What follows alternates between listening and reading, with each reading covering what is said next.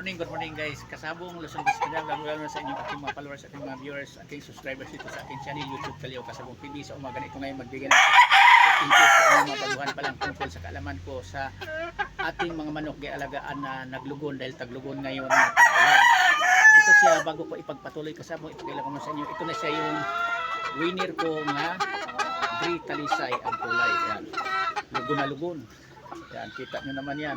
Pati pulukan niya, lugon na lugon. Pag mga ganitong lugon na manok, kailangan dapat huwag natin kontrolin ang ibinigay nating pagkain.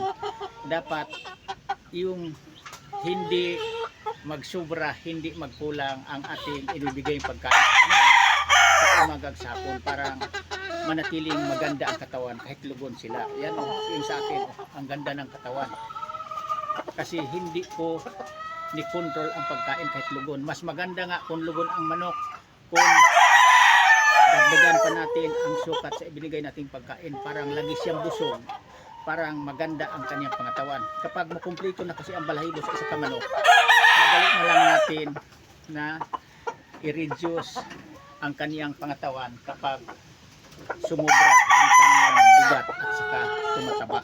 Madali ang magpababa sa timbang sa manok kaysa magdagdag ka ng timbang. Kung ang manok mo kasi kung lugon, kung hindi mo gialaga ang mabuti, hindi mo ibinigay sa kanya ang sapat na pagkain sa umagang sapon at saka vitamins, ninipis ang pangatawan niya. Ngayon kung kumpleto na ang balahibo niya, natural manipis pa yung pangatawan kahit kumpleto na ang balahibo kasi sa paglugon.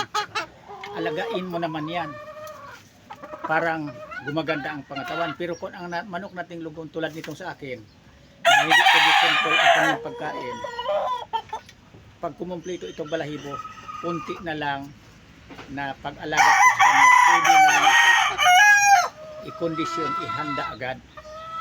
Hindi na tayo matagalan pang maghanda sa manok na nagsimula siya sa paglugon na maganda na ang pangatawan. Pag kumumpleto ang balahibo, mas lalo nang gumanda ang kanyang pangatawan. Tulad dito sa akin. Ito ang pagpatunay ko sa inyong mabaguhan pa lang na nag-alaga ng manok. Kung mahilig kayo sa industriya sa laro sa manok, dapat ang mga manok nyong piling-pili tulad dito sa aking winner na, huwag natin tikirin. Kailangan, kahit lugon, kailangan panatiliin natin maganda pa rin ang kanilang pangatawan. Para kumumpleto man ang balahibo, madali na lang yan na ikukondisyon.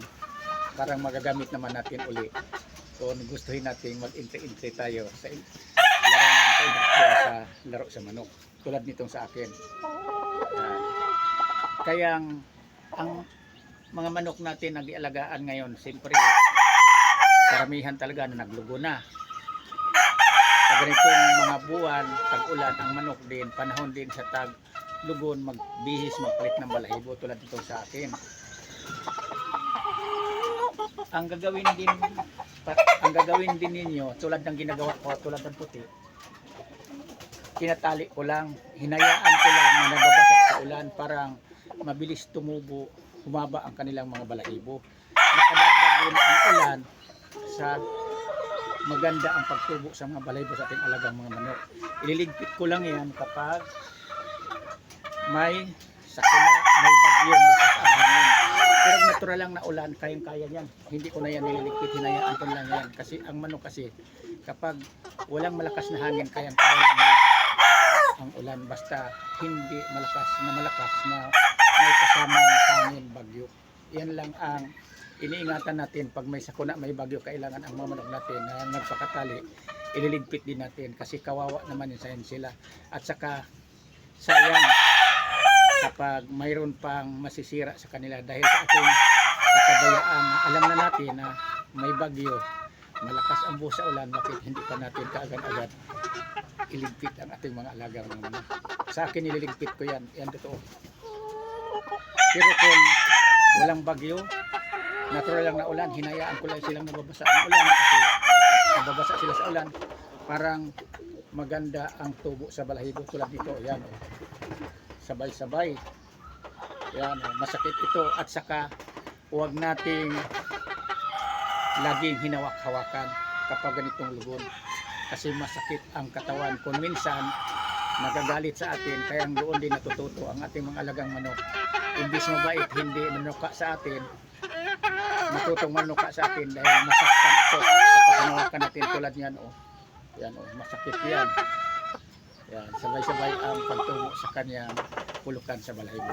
Hanggang dito muna po kasabong, bukas ulit, ibang tabi palawanan sa inyo. Maraming salamat sa inyo na nag-support, nakasubaybay sa aking mga i-upload dito sa aking channel YouTube Kaleo Kasabong TV, ang aking kaalaman sa buhay sa pag-alaga. Paghiling, bye-bye.